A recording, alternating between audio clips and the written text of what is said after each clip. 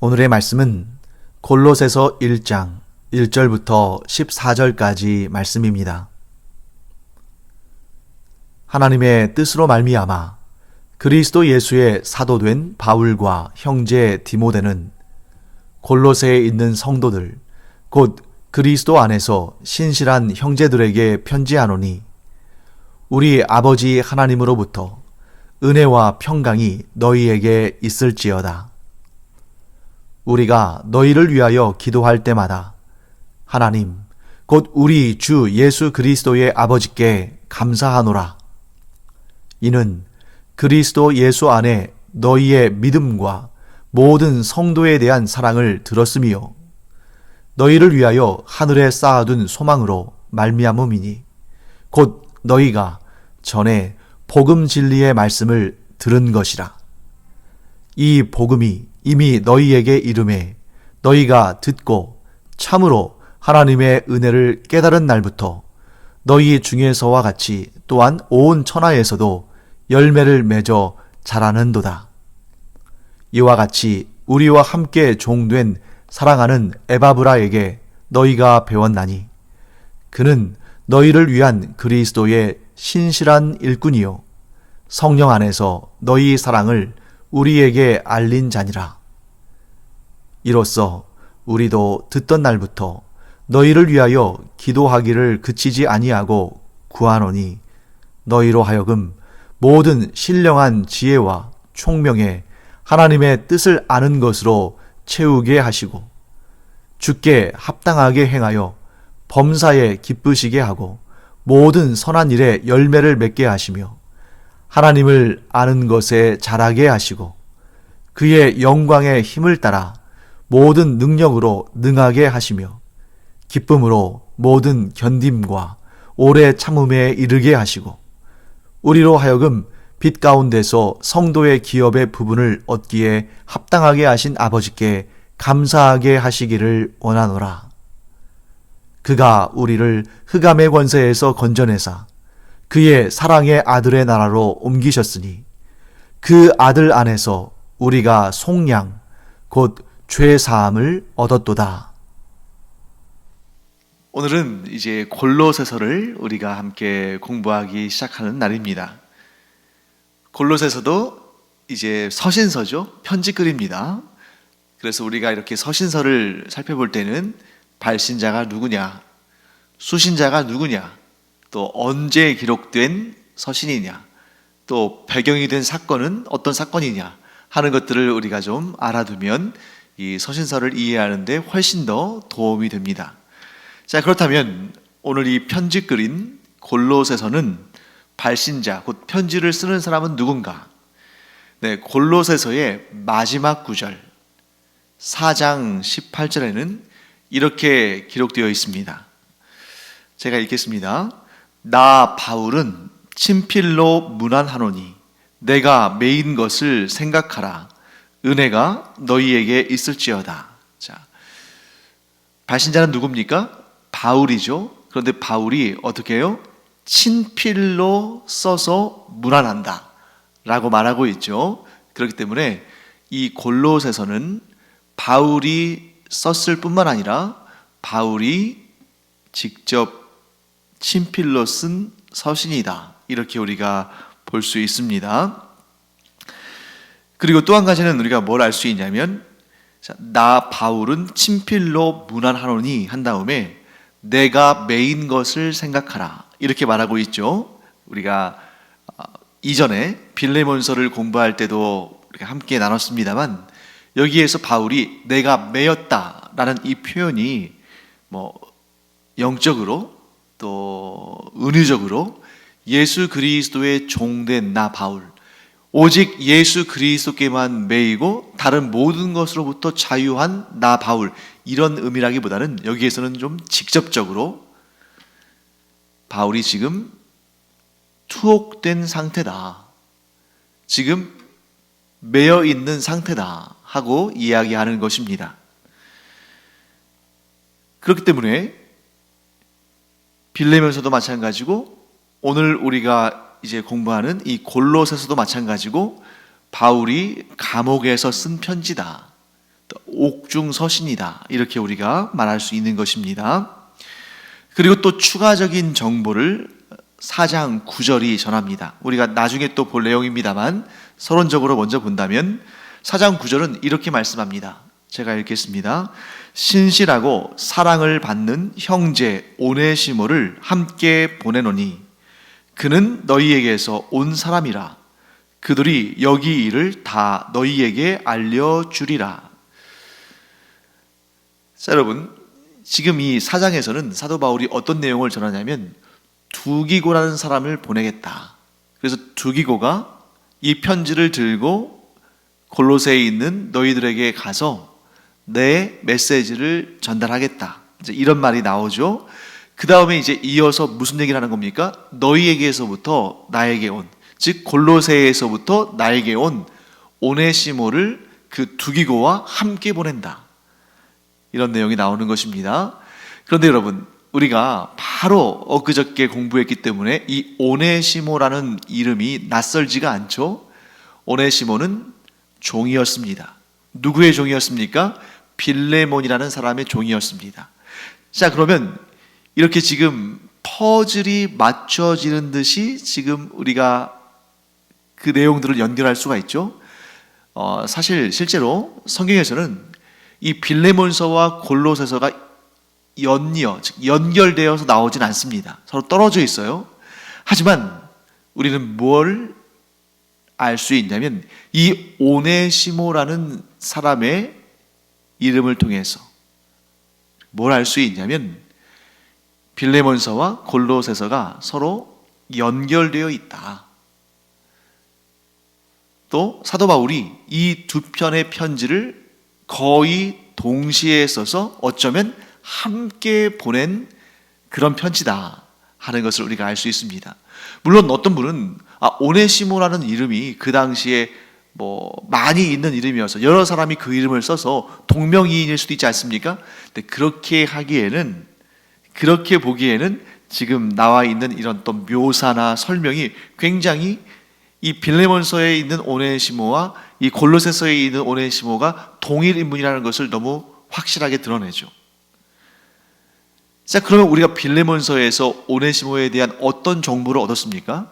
이 오네시모가 빌레몬에게 어떤 좀 해를 끼쳐서, 예를 들면 그것이 경제적인 문제일 수도 있고, 혹은 어떤 사고를 친 문제일 수도 있고, 구체적인 것은 모르지만 아무튼 그가 빌레몬에서부터 도망을 쳐서 혹은 떠나서 바울에게 와 있죠. 근데 지금 바울이 어떻게 한다는 것입니까? 두기고를 보낼 때 오네시모도 함께 보내겠다, 이렇게 얘기하고 있는 것이죠. 그래서 우리는 이런 결론에 이르게 됩니다. 빌레몬서와 골로새서가 사실 거의 동시에 기록된 편지다. 어쩌면 사도 바울이 편지를 둘을 써서 골로새 지역에 있는 교회 성도들에게는 골로새서를 보내고, 또 그 골로새에 있는, 그러니까 우리가 앞에 빌레몬서를 읽을 때는 빌레몬이 어느 지역에 있는 인물인지를 알 수가 없었죠. 그 편지글에 등장하지 않으니까. 하지만 이 빌레몬이 골로새에서 살던 사람이구나 하는 것을 알 수 있고, 또 오네시모가 어디로부터 바울에게 왔는지도 알 수 있는 거죠. 골로새에서 출발해서 바울에게로 왔구나, 로마로 왔구나. 굉장히 먼 거리인데 빌레몬을 피해서, 빌레몬으로부터 도망쳐서 그 먼 거리를 이동해서 로마까지 갔구나. 어쩌면 당연한 일이죠. 골로새에서 가까운 곳으로 갔다면 금방 잡힐 수 있으니까, 금방 탄로나니까 먼 거리로 갔을 가능성이 있습니다. 그래서 이제 바울이 두기고편에 골로새서를 골로새 교회 성도들에게 보내고, 또 오네시모 편에 편지를 써서, 이것은 좀 사적인 편지죠. 골로새서는 좀 공적인 편지라면 이 빌레몬서는 좀 빌레몬이라는 개인에게 보내는 사적인 편지인데, 이 오네시모를 좀 잘 봐달라, 좀 용서해달라, 깨어진 관계를 좀 회복해달라, 나를 생각해서 그를 동역자로 잘 받아달라 하는 그런 편지를 써서 오네시모 편에 빌레몬, 골로새에 사는 빌레몬에게 전달했을 가능성이 매우 크다, 이렇게 볼 수 있습니다. 물론 혹은 이럴 수도 있겠죠. 두기고에게 두 편의 편지를 다 맡겨서 하나의 편지, 즉 골로새서는 골로새 교회의 성도들에게 전달하고, 또 오네시모가 얼마나 빌레몬을 만나는 일이 꺼려지겠습니까? 자기가 잘못을 했으니까요. 그런데 두기고가 오네시모를 이끌고 빌레몬의 집에 찾아가서 사정 얘기를 하면서 사도 바울 선생님이 이렇게 편지를 직접 써줬습니다 하고 두기고가 빌레몬에게 편지를 전달하고 오네시모를 잘 부탁하는 이런 방식을 취했을 수도 있겠죠. 어쨌든 우리가 결론적으로 어떻게 알 수 있습니까? 빌레몬서와 골로새서, 우리가 엊그제 배운 빌레몬서와 또 오늘부터 배우기 시작하는 골로새서는 같은 시기에 사도 바울이 거의 동시에 쓴 두 편의 편지고, 골로새서는 골로새 교회 성도들에게 보내는 보다 공적인 편지라면 빌레몬서는 오네시모를 부탁하는, 그래서 빌레몬이라는 그 개인에게 보내는 사적인 편지였다, 이렇게 우리가 정리를 할 수 있겠습니다. 마치 좀 형제 같은, 이란성 쌍둥이 같은 그러한 편지가 빌레몬서와 골로새서다, 이렇게 우리가 좀 정리할 수 있겠습니다. 자, 그러면 이 골로새서가 언제쯤 기록된 서신서인가 하는 것은 이제 답이 나왔죠. 우리가 빌레몬서를 공부할 때 대략적으로 살펴봤으니까요. 바울이 투옥되긴 했지만, 즉 사로잡혀서 자유롭게 다니지는 못하지만 지하 감옥과 같이 죽음을 기다리는 폐쇄된 공간이라기보다는 로마에서의 1차 투옥, 1차 감금, 곧 가택감금 같은, 가택연금 같은 그러한 상태였다고 볼 수 있고, 만약 그렇다면 바울의 1차 감금기, 곧 주후 60년을 전후한 시기라고 볼 수 있는 것입니다. 그래서 이 골로새서는 빌레몬서와 함께 주후 대략 60년 전후에 기록된 서신서다 하고 우리가 볼 수 있습니다. 자, 수신자는 누굽니까? 빌레몬서의 수신자는 오네시모의 주인인 골로새에 사는 빌레몬이고, 골로새서의 수신자는 골로새 지역에 있는 교회 성도들이죠. 그럼 골로새는 어디에 있는가? 자, 우리가 골로새라는 지역을 알려면 일단 이 소아시아 지역은 에베소를 중심으로 파악할 수 있습니다. 소아시아라는 말 자체가 뭐냐면 작은 아시아 이런 뜻이잖아요. 소아시아는 유럽에서 가까운 아시아입니다. 유럽에서 가장 가까운 아시아의 축소판. 그래서 오늘날로 따지면 터키 지역을 소아시아라고 해요. 그러니까 당연히 이 소아시아에 있는 골로새니까 오늘날로 따지면 터키 지역에 있겠죠. 자, 터키는 우리가 잘 알다시피 아시아의 서쪽에 있고, 또 지중해를 접하고 있고 유럽을 마주보고 있습니다. 지중해를 접하고 있는 터키의 서부가 지중해를 접하고 있죠. 터키의 서부의 가장 서쪽, 그러니까 지중해와 맞닿아 있는 그 지역이 바로 에베소입니다. 그리고 그 에베소를 중심으로 서쪽 해안가에 있는 도시들이 7개의 도시들 해서 이 7개의 도시들이 요한계시록의 7교회로 등장하죠. 그런데 골로새 교회는 이 요한계시록에 등장하는 7개의 교회에 포함되어 있지는 않습니다. 그런데 그 7개의 교회들의 바로 동쪽에 붙어 있어요. 그러니까 에베소를 비롯해서 요한계시록에 등장하는 7개의 교회들, 소아시아의 7개의 교회들은 터키의 서쪽 끝, 지중해를 접하고 있는 곳에 있고, 그리고 골로새는 그 바로 옆에, 바로 동쪽에, 그러니까 바닷가에서 그렇게 먼 곳은 아니겠죠. 그곳에 위치하고 있다 하고 우리가 볼 수 있습니다. 자, 골로새 교회에 대해서는 7절과 8절 말씀이 이렇게 설명하고 있습니다. 제가 읽어보겠습니다. 이와 같이 우리와 함께 종된 사랑하는 에바브라에게 너희가 배웠나니 그는 너희를 위한 그리스도의 신실한 일꾼이요 성령 안에서 너희 사랑을 우리에게 알린 자니라. 자, 이 골로새 지역에 복음을 전하고 교회를 세운 인물은 누굽니까? 에바브라다 하는 것을 우리가 알 수 있고요. 이 에바브라는 사도 바울의 제자입니다. 그래서 이 골로새 교회는 사도 바울의 영적인 제자인 에바브라에 의해서 세워졌고, 또 오늘 이 편지의 서두, 오늘은 우리가 이 편지의 그 앞쪽에 있는 내용들, 발신자와 수신자와 또 문안 인사와 이런 내용들을 우리가 보고 있잖아요. 그 내용들을 쭉 우리가 종합적으로 검토해 볼 때 이 골로새 교회는 매우 탄탄한 교회였다. 정확한 복음 위에, 복음의 기초 위에 건강하게 성장하고 있는 교회였다 하는 것을 우리가 짐작할 수가 있습니다. 자, 어떻게 알 수 있냐면, 일단 이 골로새 교회에 대한 사도 바울의 편지글의 내용들이, 또 인사글이 굉장히 호의적입니다. 칭찬이 많죠. 또 우리가 또 뭘 알 수 있냐면, 이제 나중에 사도 요한이 반모섬에 유배되어 있을 때, 이 반모섬은 이 터키의 서쪽 지중해상에 있는 섬이었죠. 그곳에서 사도 요한이 요한계시록을 쓸 때 그 7개의 교회들에 대한 내용들이 쭉 제시되는데, 거기에 골로새 교회가 들어가지 않은 것이 굉장히 사실은 좋은 거예요. 왜냐하면 그 7개의 교회들이 칭찬들도 받았지만 책망을 많이 받았거든요. 그런데 골로새 교회가 책망을 받지 않았다는 것은 나름대로 탄탄한 복음의 기초 위에 또 잘 성장하고 있는 교회였다라고 우리가 볼 수 있는 거죠. 그래서 사도 바울이 이 골로새 교회를 칭찬하는 내용들을 보면 아주 좀 좋은 내용들입니다.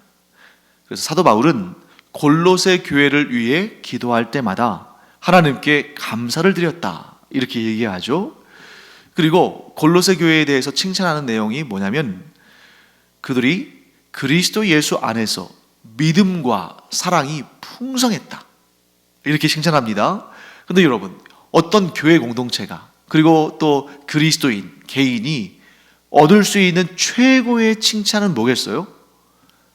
믿음이 튼튼하다, 사랑이 풍성하다. 이것보다 더 큰 칭찬이 어디 있겠습니까? 또 거기에 하나를 더 곁들인다면 소망 안에서 성장해 간다, 이런 내용은 최고의 칭찬 아닙니까? 그런데 사도 바울이 골로새 교회 성도들을 향해서 내가 너희를 기억할 때마다 참 기쁘다, 그리고 너희를 위해 기도할 때마다 참 감사가 넘친다, 하나님께 감사를 드린다, 너희가 칭찬받을 만한데 너희의 믿음과 사랑이 풍성하기 때문이다, 최고의 칭찬을 하고 있습니다. 그리고 사도 바울은 이렇게 말하죠. 골로새 교회의 성도들이 복음을 듣고 하나님의 은혜를 깨달은 날부터 좋은 열매를 맺고 있다. 자, 좋은 열매를 맺고 있다는 것은 잘 성장하고 있고 복음 위에서 이 뿌리를 굳게 내리고 영양분을 잘 흡수하고 있다 하는 것을 말하는 것이죠. 아마도 바울은 자기의 제자인 에바브라와 이 골로새 교회를 또 개척한 이 에바브라와 계속 교제를 이어가고 있을 것이고, 이 에바브라를 통해서 골로새 교회에서 일어나는 좋은 소식들을 많이 들었을 겁니다. 그러니까 골로새 교회를 기억할 때마다 기분이 좋고, 골로새 교회를 위해서 기도할 때마다 하나님께 감사가 저절로 나오고, 골로새 교회의 성도들이 믿음 위에 굳건히 서고 사랑이 풍성하다는 이야기를 들을 때 얼마나 보람이 있었을까. 자, 그런데 사도 바울이 그러면 왜 골로새서를 썼을까? 왜 골로새서를 썼을까? 여러분, 사도 바울의 서신서들을 보면 대부분 어떤 특징이 있냐면, 서신서를 쓰는 이유가 그 교회 공동체 혹은 그 개인에게 어떤 문제가 있기 때문에 그 문제에 대한 자신의 조언, 권면, 하나님께로부터 받은 지혜를 전달하기 위해서 쓰는 것입니다. 그리고 사도 바울이 편지를 얼마나 많이 썼겠어요. 그러니까 사도 바울이 오늘날처럼 막 이렇게 이동이 자유로운 시대가 아니니까 많은 지역을 다니면서 전도하고 선교했습니다만, 지금 이곳에서 복음을 전하고 선교하고 있을 때 다른 곳에서 문제가 발생하면 거기까지 또 가려면 시간이 한참 걸리니까 또 이곳에서 또 해야 할 사역이 있으니까 주로 어떤 방법을 썼냐면 편지를 보내서 그 문제에 대한 하나님의 말씀, 그리스도의 뜻, 이런 내용들을 담아서 조언하고 때로는 훈계하고 때로는 명령하는 그러한 사역을 했다는 거죠. 그러니까 편지를 어마어마하게 많이 썼을 겁니다. 또 그 중에는 그냥 단순하게 안부를 묻는, 또 축하하는, 또 슬픔을 위로하는 그런 편지들도 있겠죠. 하지만 그런 편지들을 하나님께서는 성경에 담아놓지는 않으셨습니다. 왜? 성경은 우리의 구원을 위해서, 또한 온 세대에 주어지는 하나님의 메시지를 전하기 위해서 성경이 기록된 것이니까요. 사도 바울이 이런 중요한 어떤 문제들을 다룰 때 하나님께서 주신 메시지를, 또 그리스도께서 주신 지혜를 가지고 그 문제에 대한 해법을 기록해서 전달한 그런 내용들이 서신서에 담기는 거죠. 그런데 골로새 교회는 전체적인 내용을 볼 때 지금 당장 특별한 문제는 없어 보입니다. 칭찬받는 교회이고 에바브라라는 귀한 하나님의 종 사도 바울의 이 영적인 제자를 통해서 아주 탄탄하게 신앙교육을 받고 성장하고 있는 교회입니다. 그러면 왜 사도 바울은 골로새서를 썼을까? 골로새서의 주제와도 깊은 연관이 있습니다. 골로새서의 주제는 뭐냐면 거짓 교사들에 대한 주의, 거짓 교사들에 대한 경고입니다. 그러면 지금 거짓 교사들이 골로새 교회에 침입해서 이 골로새 교회를 흔들고 있을까요? 그런 것 같지는 않아요. 전체적인 내용이 그런 내용은 아닙니다. 그럼 어떤 내용이냐면 염려하고 경계하는 거예요. 사도 바울이 워낙 많이 당했거든요. 사도 바울이 복음을 전하고 다른 곳으로 이동하면 거짓 교사들이 그 뒤를 따라다니면서 사도 바울이 복음을 전한 곳에 침입해서 거짓된, 잘못된 가르침들을 가르치면서 교회 공동체를 흔드는 그런 일들이 많았다는 겁니다. 고린도 교회도 그랬고요. 로마 교회도 마찬가지고, 물론 로마 교회 같은 경우에는 사도 바울이 복음을 가장 먼저 전한 것은 아니지만, 그러나 그 로마 교회에도 이상한 사람들이 들어와서 그 교회를 흔들고 그런 모습들을 우리가 보게 되는 거죠. 그러니까 이것은 어쩌면 예방적 차원, 예방주사를 맞는 것처럼, 백신을 맞는 것처럼 그들에게 다가올 문제, 앞으로 있을 수 있는 그러한 문제들에 대해서 미리 얘기해 줌으로써 그들이 영적으로 대비할 수 있게끔 이렇게 거짓 교사에 대한 예방을, 또 경고를 사전에 하고 있는 것입니다. 자, 그래서 사도 바울은 이제 거짓 교사들에 대한 본격적인 문제들을 이제 제시할 거예요. 그런데 그 전에 어떤 내용들을 말하냐면, 거짓 교사들을 막아내는 가장 중요한 것은, 가장 확실한 방법은, 최고의 비결은 곧 진짜와 가짜, 진짜 복음과 가짜 복음, 진짜 교사와 거짓 교사, 진리와 이단, 이것을 구별할 수 있는 최고의 비법은 바로 진짜를 정확히 아는 것이다 하는 것입니다. 진리를 정확히 알면 알수록, 예수 그리스도를 정확히 알고 믿을수록, 복음을 제대로 깨달을수록 거짓 교사와 이단과 사이비와 악한 영들의 미혹을 받을 위험이 줄어든다는 것이죠. 제가 설교할 때 여러 번 이 예화를 제가 말씀을 드립니다. 아주 적합한, 정말 딱 맞는 그러한 예화이기 때문이죠. 그리고 제가 직접 보고 들었기 때문에. 제가 몇 년 전에 이제 TV에 뉴스를 보는데, 그날 이제 초대 손님이, 인터뷰하는 초대 손님이 이 조폐공사에서 일하는 위패, 즉 위조 지폐 감별사였습니다. 그런데 그분이 그 분야에서, 위조 지폐를 감별하는 그 분야에서 최고의 실력자예요. 그래서 기계보다 더 정확하게, 그러니까 위조 지폐를 감별하는 기계보다 더 정확하게 위조 지폐를 찾아내는, 구별해내는 그런 분이었는데, 그 아나운서가 이렇게 질문했습니다.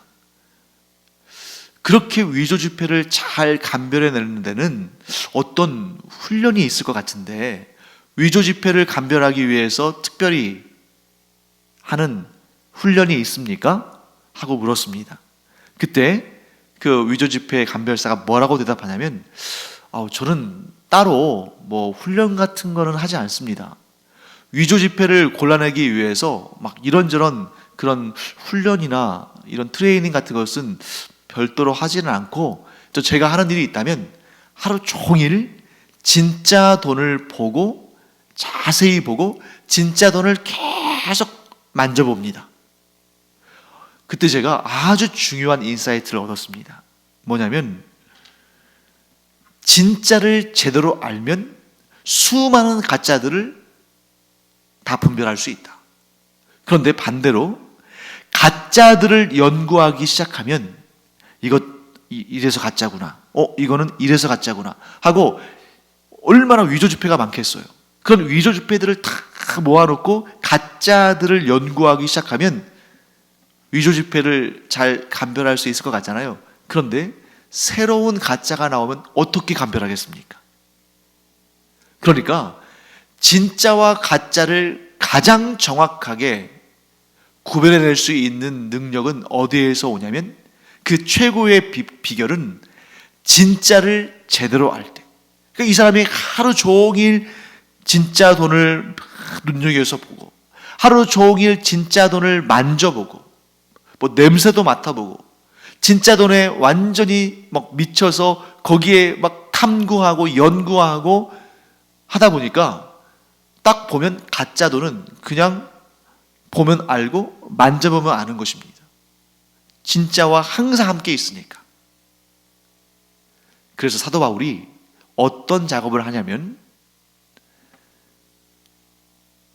가짜에 대한, 곧 이단, 거짓 교사, 사이비에 대한 경고를 하기 전에 진짜 복음이 무엇인지를 설명합니다.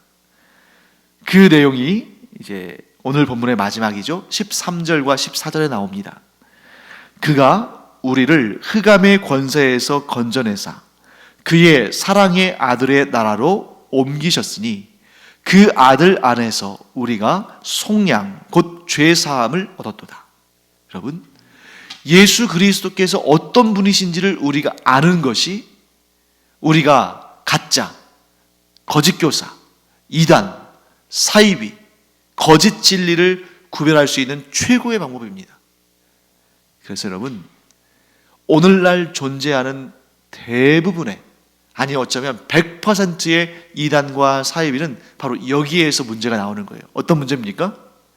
예수 그리스도에 대한 잘못된 시각, 예수 그리스도에 대한 잘못된 관점, 혹은 예수 그리스도를 자기 마음대로 이용하는 그런 이기적이고 악한 시도, 바로 거기에서부터 이단과 사이비와 거짓 교사들과 거짓 진리가 나오는 것입니다. 예수 그리스도께서 내 죄값을 대신 갚으시고, 속량, 즉 나의 죄값을 갚으시고 나를 자유롭게 하시며 나를 하나님의 자녀가 되게 하셨다. 그러므로 나에게 영원한 생명의 구원을 주셨다. 이 사실을 믿는 자마다 진짜 복음을 믿는 것이고 그 진짜 진리 가운데에 영생의 진짜 구원을 얻습니다. 하지만 이 복음에서 단 하나라도, 정말 잘 눈에 띄지도 않는 그 티끌만큼이라도 훼손하고 왜곡하고 잘못 가르친다면 거기에는 구원이 없는 것입니다. 그것은 가짜 복음입니다. 그 안에는 가짜 진리가 있을 뿐이고 가짜 구원이 있을 뿐입니다. 사랑하는 성도 여러분, 그러므로 우리가 다양한 이단들에 대해서 그 이단들이 어떻게 잘못되어 있고 어떤 부분이 문제가 있는지를 아는 것도 중요합니다. 그래야 이제 그들의 잘못된 가르침에 미혹되지 않겠죠. 하지만 더 중요한 것은 내가 믿는 이 믿음이, 내가 알고 있는 이 복음이, 내가 따르고 있는 이 진리가 어떤 것인지를 더 정확히 그리고 더 풍성히 알아야 하는 것입니다. 그렇기 때문에 우리가 오늘 이렇게 매일 예배를 드리면서 하나님의 말씀을 이렇게 매일매일 조금씩 공부해 나가는 것이 우리를 지키는 최고의 방법이다. 왜냐하면 이렇게 하나님을 아는 지식, 선명한 복음에 대한 이해, 그리고 이것을 결코 놓치지 않는 그런 견고한 믿음, 우리가 이것을 키워나갈 때에 악한 사탄이 감히 우리를 미혹하지 못하고 이 믿음 가운데 우리가 얻은 구원을 잃지 않는 그런 은혜를 누리게 될 줄 믿습니다. 기도하겠습니다. 하나님 감사합니다. 우리가 진짜 복음, 예수 그리스도의 복음을 견고히 믿고 하나님을 아는 지식을 풍성히 쌓아나갈 때에 결코 저희는 가짜에 속아 넘어가지 않고 진짜를 지키며 이 믿음을 끝까지 지키고 하나님의 나라에, 우리 주 예수 그리스도의 나라에 들어가게 될 줄 믿습니다. 이 세상에 너무나 많은 가짜 복음들이, 너무나 많은 거짓 교사들이, 너무나 많은 이단과 사이비들이 있습니다. 하나님, 우리 성도들 하나님의 진리를, 예수 그리스도의 복음을 명확히 알므로 말미암아 그 이단과 사이비와 거짓 가르침에 속아 넘어가지 않게 하여 주시옵시고, 또한 그곳에 속아 넘어간 사람들을 위해서 기도할 때에 하나님의 그 크신 은혜와 긍휼의 은총을 허락하여 주셔서 미혹된 자들이 속히 영의 눈이 밝아져서 무엇이 잘못되었는지를 깨닫고 속히 그 이단과 사이비로부터 나와서 진짜 복음을 다시금 영접하고 진짜 구원을 다시 회복하는 그런 은혜를 허락하여 주시옵소서. 감사드리며 예수님의 이름으로 축복하며 기도합니다. 아멘. 기도하는 시간입니다. 기도하는 시간에 우리나라에 또 전 세계적으로 너무나 많은 이단과 사이비가 있지 않습니까? 그래서 교회 안에 있는 성도들이 하나님을 아는 지식, 복음의 그 강한 믿음을 가지고 그런 이단과 사이비에 빠져들어가지 않을 뿐만 아니라 그곳에 미혹된 자들이 속히 그곳으로부터 벗어나서 우리와 함께 진짜 복음 가운데 진짜 구원을 얻을 수 있도록, 그 은혜를 회복할 수 있도록 기도하기 바랍니다. 기도하겠습니다.